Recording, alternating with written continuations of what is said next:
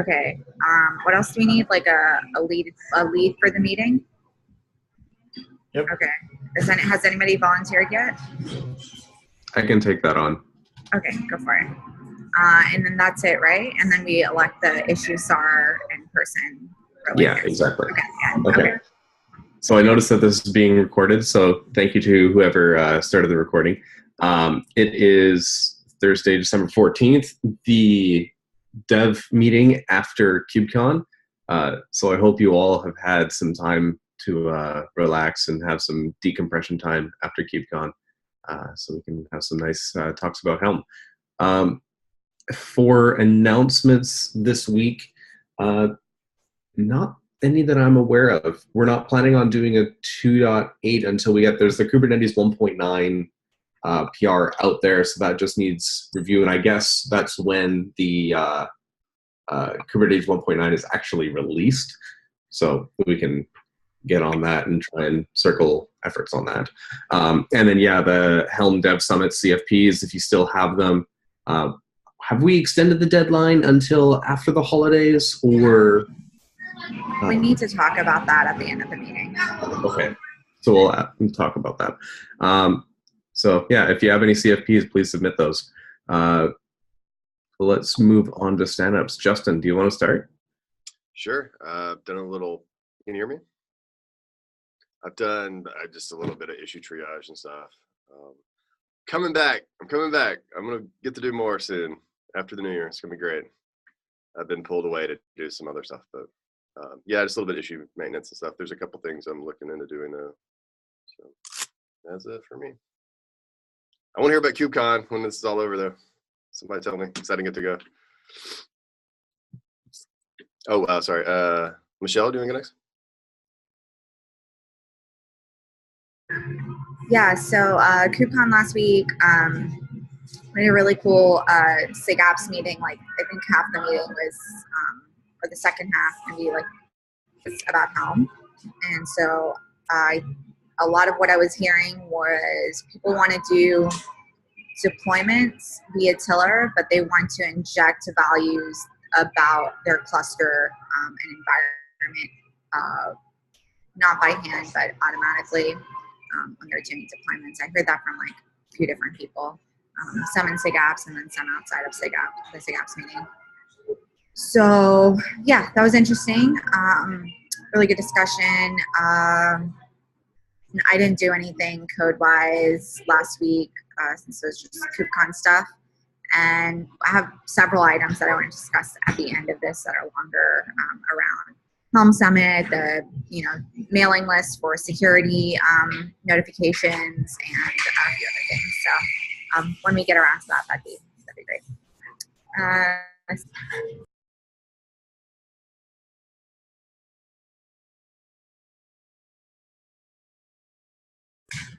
Intermuted. Sorry, what did you kick it off to? Oh, Steve? Oh, okay. I wondered that. Could have been anyone. Unfortunately, I don't have much to say here as far as accomplishments go. I talked to a lot of people about Helm at KubeCon and came back again to work here with people looking to use Helm more broadly, but again, still concerned about the whole security situation. And I hope that we can talk about that more in the time after stand-ups with some things that I heard at KubeCon that I think were interesting. Otherwise, just been looking over the issues list, and I'm interested to see that some of the Helm 3 items are appearing.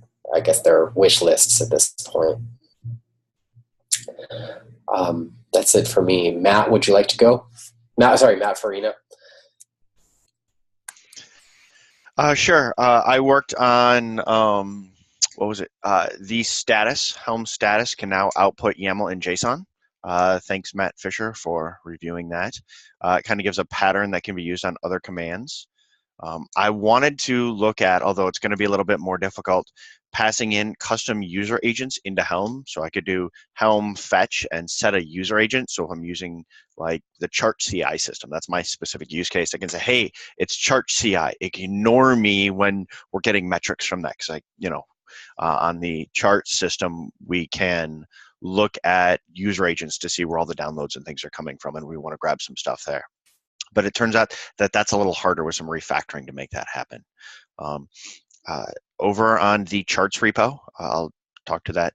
This week, we are instituting owners files for charts themselves. So if somebody owns a chart, we can get them an owners file and they can approve stuff themselves to go into the chart without the chart repo maintainers having to be in the loop. That's going into place this week. So if you own a chart or something and you want that set up for you, come see me and we can do that. We wrote some tools to automate generating those from the chart.yaml files as well. The other thing that will actually affect Helm, I'll bring up here real quick, is on all Kubernetes org projects, there is now a stale issue closer that affects everything across all stuff. Right now, you can use /lifecycle space freeze to freeze one for 90 days so it won't be done. The old keep open label that used to be in place isn't working under the new tooling, although it did under Munge GitHub, the tool that used to do this, which was only available on Kubernetes. And no, you cannot turn it off for an org. And it just closes. It warns you before it does things and tells you how to handle the situation. So it does leave comments on there saying, this is now stale. If you don't want it to be stale, handle it this way. And freeze will work for 90 days. I do have a PR in right now to bring back keep open. So you can put a keep open label on it. That'll never do it. We'll see how that goes because now people want to debate it. But the PR is in. And you already used the keep open label on at least one issue. And so we're trying to bring it. So does Kubernetes. And there's been a request for this from others. So PR's already in. But yes, that was just turned on like 20 hours ago or something, maybe less. So start to see stale things being notified here shortly. And stale is 90 days, or what is stale? I think it's no comments on it from someone other than a bot for like 90 days. Somebody, the Circle CI thing, which thing are you talking about? You mean how I broke it with a glide change? Yeah. Is it, well, more importantly, did it get fixed? Because I was walking out the door when I saw it open and... Last night it was fixed. Okay. Yep, it's working again. So that's all I got. I will pass it off to Matt Butcher. Have you gone? You gone? No, pass it off to you. One Matt, two another. I don't know what to do. Do I type my minutes first or do I talk first and then type my minutes? So last week was KubeCon. We had lots and lots and lots of stuff going on. Taylor killed it. Taylor got a couple of sort of impromptu Helm-related things going. So like a bunch of Helms people, I don't know, all went to the after party together, which was pretty cool. Helmets. There we go. Helmets. And we, so we went to did part of the snowy Austin pub crawl thing with a group of people ranging from people who had just started using Helm to some of the core maintainers. That was a lot of fun. Taylor deserves a shout out for that. I had a lot of meetings with a lot of people. One of the ones that stood out the most was I met with SK, which is the biggest South Korean telecom company there. They use Helm to roll out bazillions of things, but in particular, they roll out all of their OpenStack clusters on a mega Kubernetes cluster using Helm. And he walked me through the high-level architecture and explained how they were using Jenkins to do it and how they manage their massive amounts of configuration data. It was pretty cool. It was definitely a good example of somebody who took some small tools and thought really big and did some really sophisticated stuff. I guess Alibaba also uses Helm to do massive deployments, and they talked about that during their keynote. And then, just talk to all kinds of people, listen to all kinds of discussions about how people were using Helm, what they liked, what they didn't. Had some conversations with people like Brian Grant and other people in the community to kind of get a feel for what's going on. I met an old friend, Jago McLeod, who is from I worked with him at Nest when I was at Google, and he is now on the API machinery team. He's the PM for API machinery and I think for architecture. So he was telling me that they plan on bringing a couple people at least, but maybe several people to the Helm Summit in February. So that's a good last name to have right now, by the way. McLeod, yeah, it's pretty awesome. He is an awesome guy too. I was really excited to see him jumping into this space. He's one of those people that you work with, and then when you leave, you're like, I wonder how I can end up working with this person again. So that's been it for me since getting back here. I'm just putting out fires from last week. I head out on vacation next week, so I'll be around a little bit on Monday, but then I will be drifting in and out Tuesday and then gone from then until the new year, which would probably be a good thing for anybody else if you've got particular, if for some reason you're not going to be out, maybe say something, because I think it probably will make the most sense for us to not have meetings again until January, but I'll leave that up for the end. All right, that's it for me, I think. There's something about Bitnami I was going to mention. Oh, Bitnami launched their new Kubat stuff. None of them are here yet, but we do need to figure out here in this group in the next few months how to allow Miguel from Bitnami to step down, because he's asked to step into an emeritus role, and I told him that we would talk about that. Okay, that's it for me. We still have another Matt who hasn't gone, so I'll pass it on. Okay, and I'll pass the notes back on to you again. So you're welcome. Last week was a lot of fun. And on that note about Alibaba Cloud, I actually talked to the Alibaba Cloud folks about how they were using Helm charts with TensorFlow. And they mentioned in their keynote that it was 30% faster than vanilla Kubernetes. So I talked to one of the PMs over there, and he said, yeah, that is a forked version of Kubernetes that they're using with Helm to get that 30% increase, because they're using native GPUs with TensorFlow to actually do the modeling. So that's essentially it. They haven't hacked on Helm or anything like that. It was just a different flavor of Kubernetes that they're using. Pretty cool stuff. But same as Matt, I was engaging and talking with people all over that are Helm users, contributors, and whatnot. I was talking with Suze on some things because we haven't heard from them in a little while, with Troy Topnick and whatnot, and seeing where they are with their adoption of Helm, and just kind of getting feedback and hearing about that. And there was also some people have mentioned out there, yeah, Troy wasn't there at the thing, but I saw a couple of people else that work in the Vancouver office, so they meet up with Troy. But there was the Helm, or not the Helm, the SIGApps meeting. There's two. There's a SIGApps update, and then there's the SIGApps deep dive. And both of those sessions, Matt Farina hosted and did all that, which was awesome. There were some really good discussions around just kicking off the Helm Dev Summit. Some interesting ideas around Helm 3. There were also some interesting use cases around why should we use CRDs versus why we shouldn't. So there were discussions there and back about these different things. But essentially, it was a really good thing for Helm. It was really cool to see all that stuff. So that was last week. This week, mostly it's taking a look at Adam's PR for, is it Kubernetes 1.9 or 1.8 support? I'm not quite sure. But there's that PR out there that I'm taking a look at, reviewing. It's 1.9. Okay. Thanks, Adam, for the finger. So there we go. Yeah. So who else has not gone? Is that everyone here? Adam, Taylor.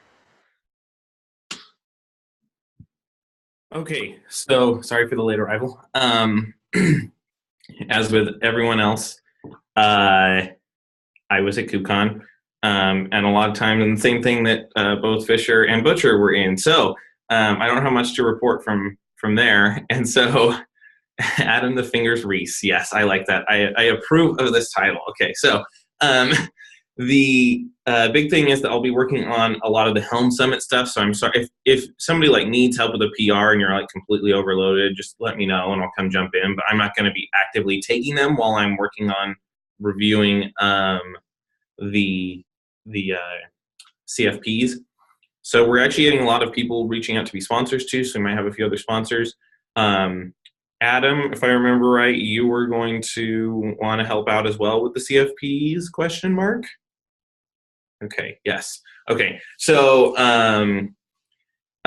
Fisher and Adam, we're going to have a meeting tomorrow with Michelle, so I'm going to reach out to you guys offline after this to schedule a good time tomorrow to do that when we're all in our Star Wars hangovers.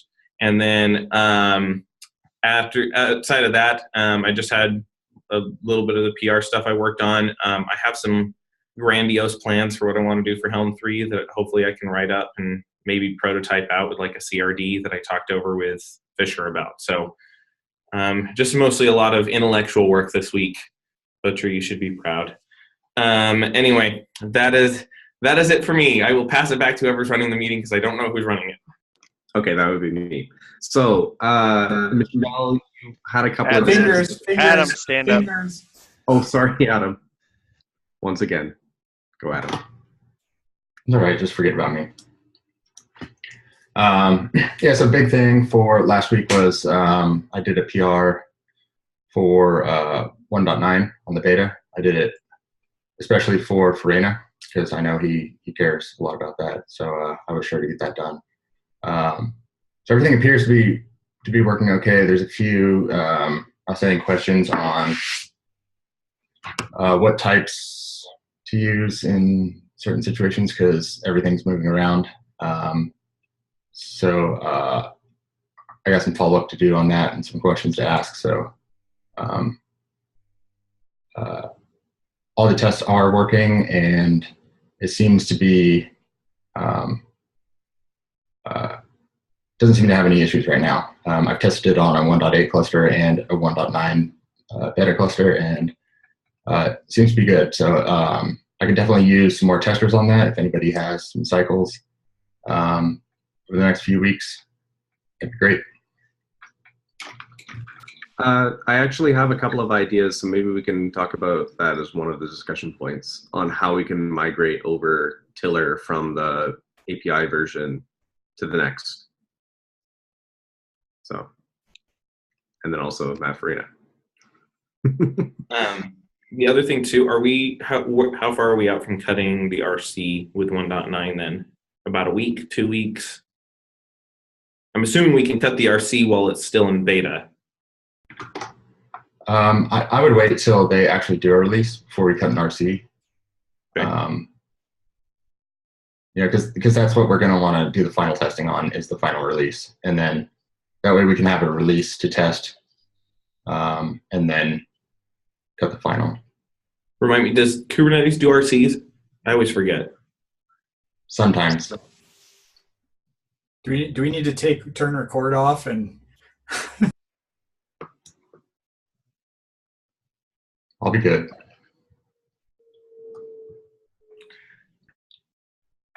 All right, so I guess we can discuss about that as well. And then Michelle, you wanted to discuss about Helm Dev Summit, and then you also wanted to discuss about other things related to the Dev Summit, or is there something else that you wanted to bring up as well?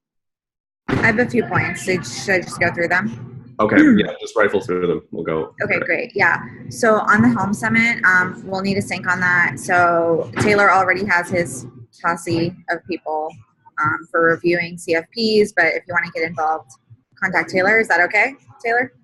Okay, great.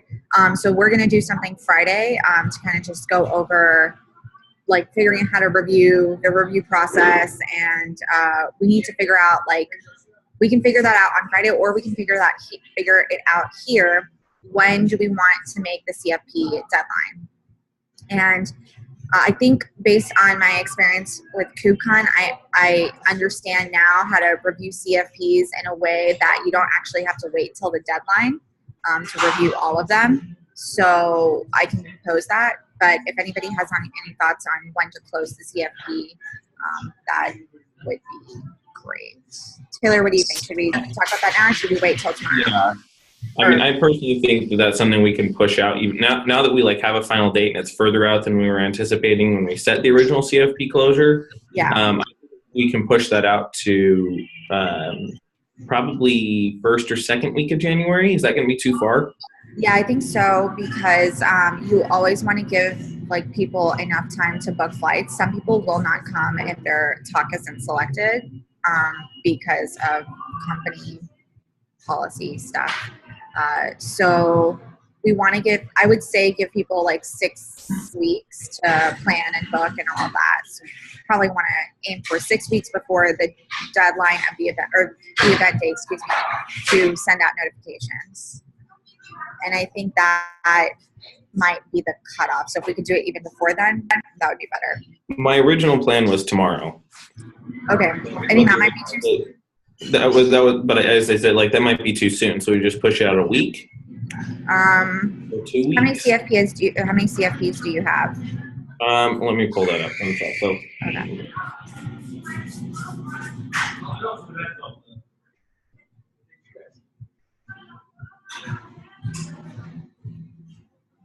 New Year's resolution.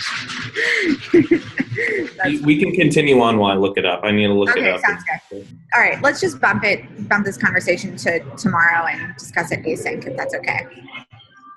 Okay.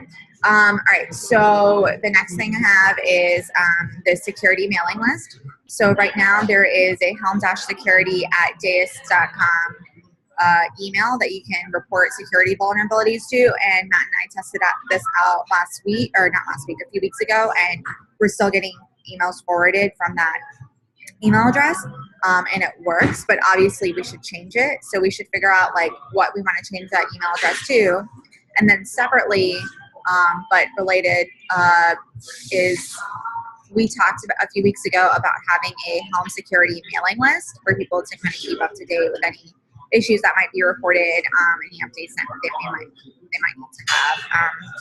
So for that, we can use Google Groups, which is the precedent set by the Kubernetes community, or we can talk about discussing using Mailmen, which is what CNCF uses. I personally don't love having to use my personal Gmail account for work stuff all the time, but again, like this is kind of the name of the game now, because everybody in the Kubernetes community is using like Google Groups. So if this is not an issue for anybody, then we can continue using Google Groups. But if it is an issue for people, like if you don't want to create a Gmail to use Google Groups specifically, then we kind of need to hear everyone's opinion on that, so we can make a consensus of we can have consensus on what route we want to take. And I would rather us take some time to discuss that particular thing rather than make a temporary Band-Aid assumption or a temporary Band-Aid solution, because moving mailing lists is not fun. It's hard. Yeah, I'm curious about this too, because before I thought that the precedent was that everyone else in the Kubernetes community is using Google Groups. But if the CNCF are currently using and hosting their own mailman service, then it could be potential, or it's possible that we could talk to the CNCF group that is using mailman and see about like creating mailman mailing lists, like making that the centralized thing. So like Ubuntu has a mailman mailing list for basically everything around, and also Debian, they have their own mailman mailing list. And it's around security, it's around package management, it's around just general development of Debian, Ubuntu, and community stuff and all that, general troubleshooting and whatnot.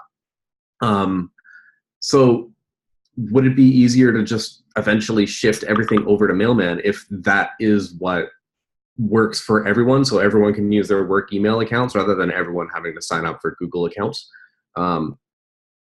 But that will probably require more infrastructure on CNCF's side.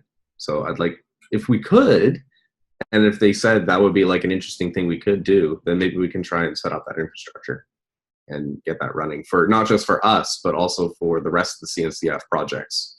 Because I'm imagining that it's not just us, but it could be other projects or other orgs that don't want to use Google accounts for this stuff. Yeah, so would it be helpful for us to maybe inquire how much effort it is and then kind of report back? Yeah, I think that would be a very valuable thing, is to evaluate how much effort will be required to get onto CNCF's mailman service, or if it requires managing it ourselves in the sense of like throwing some money at them to be able to host a mailman service for the rest of the CNCF projects. Just getting an evaluation would probably be a great thing to do that. And then we can figure out how do we migrate over the security mailing list at that point. Does that seem like a fair assumption?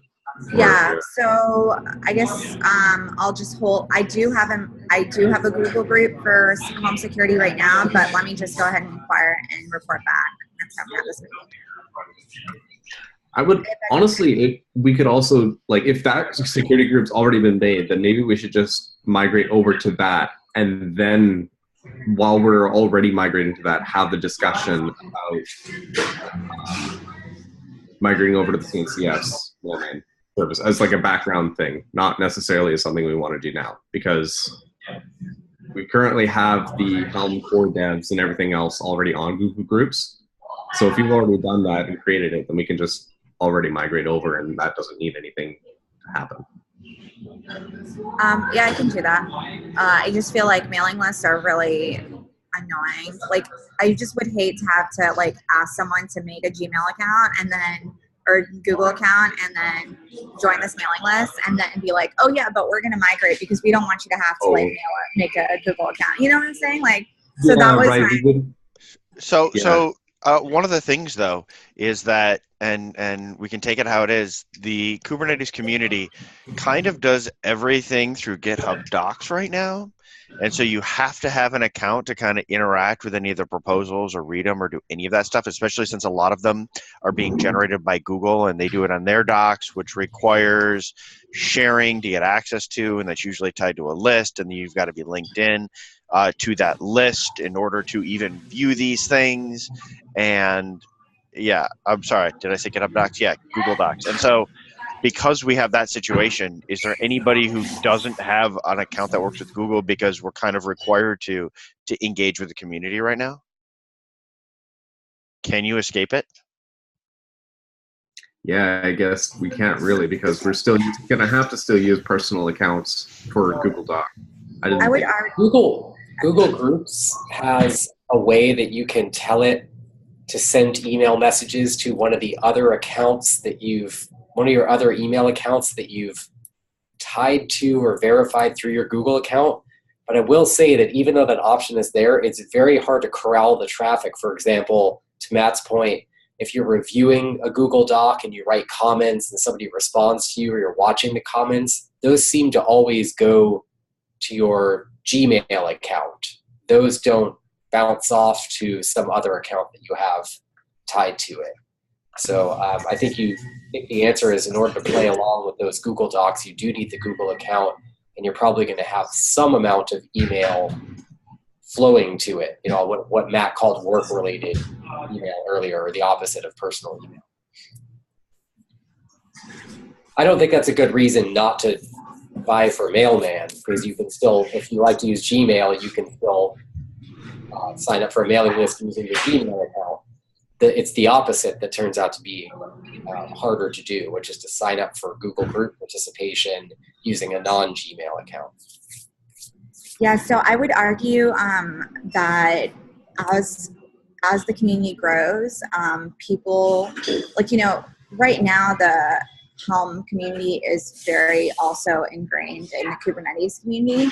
I think as the Kubernetes bits get more boring, which is a great thing, I would argue that the communities will be less tightly coupled. And so I don't want to say we have to follow the precedent set by the Kubernetes community just because it is the way it is now, because it might be the case that as our communities grow, we won't be as tied together. But right now we are. right now we are, and that's okay. So if we do want to do the temp thing, that's fine. I just wanted to throw out my perspective there. All right, we are throwing overtime, but there was also Adam, you wanted to discuss, or I wanted to discuss about Kubernetes 1.9 and stuff. So one crazy idea I had. Sorry, before we get into that, are we all finished with the discussion, Michelle? Yeah, we don't have a resolution, but I can continue the conversation over Slack because I think we have had enough discussion. So thank you. Okay. Yeah, that sounds great. And then, Adam, I had some crazy ideas about how we can have Tiller deployed using apps v1, but still upgrade using the old extensions beta until that API is deprecated. So I might bounce some ideas off you on Slack. But Okay. Yeah, I guess they're deprecating the API, but it's not going away. yeah, So they're I say deprecating. we stick with it because then we don't break backwards compatibility.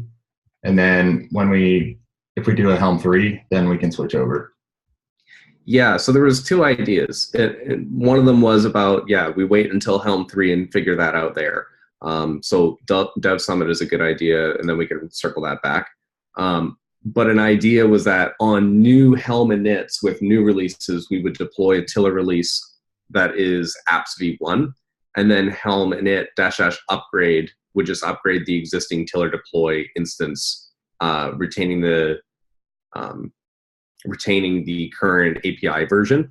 So then anyone using a newer version of Kubernetes would get apps v1. Older versions would get extensions v1 beta 1. But anyways, we're kind of throwing time. Yeah, you could also, though it's harder to implement, you could sniff the the discovery interface to see whether apps v1 is available in the cluster now, and then you could actually change the group and version of the object when you patch it. Yeah. Just a little dodgy. You could do that because that's getting into some of the capability stuff. But one of the problems with that is, if I remember right, it's using string comparisons. And in a string comparison, 1.0 is less than 9 because it evaluates the 1 first, because it's not a version comparison. So we're about to run into a problem there. Okay. Yeah, this was an issue on the charts repo. So we need to get that straightened out, probably with using version handling, and come up with a nice pattern to make sure we don't accidentally screw something up there. Okay. String sorting is fun. Yeah. All right. Does anyone want to volunteer as issue Sherpa issues are this week? I can't do it. Can I pick someone at random? I can't. I'll be on vacation. Okay. I'll do it. Okay. Thanks, Justin. I was going to volunteer myself, but go ahead. Well, you've been doing it so much, man. Like, yeah, trying to help out.